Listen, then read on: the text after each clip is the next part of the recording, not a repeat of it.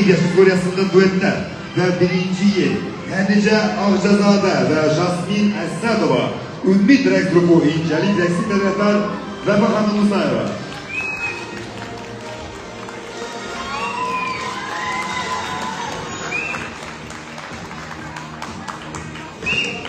Performans lisansiyası duet uşak yaş kategorisinde 3. yer İslam Mehmet Hüseyinov ve Hüseyin Cehferov.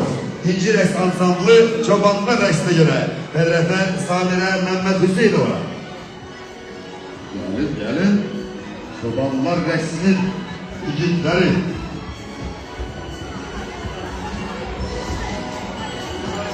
Alkışlarınızla tabii ki.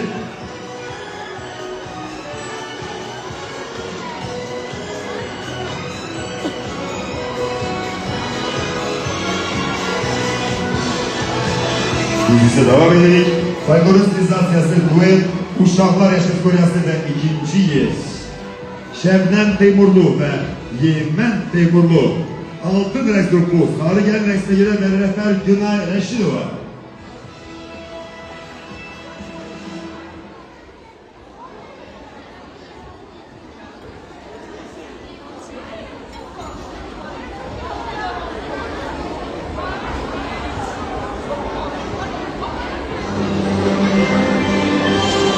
Ve eliminasyada birinci yer Zinfira Nurizade ve Sema Kavlidova Ümit Rex grubu Kavallı Rex Federatör ve Bakanı Musayeva.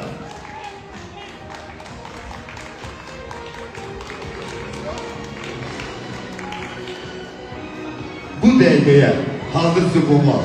Bu idi.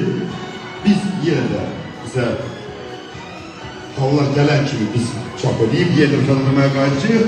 İndiyse biz 2 nefer bizi bir nefer canlı uyguda kullanılır. Yani bizden çıkmak istemiyoruz.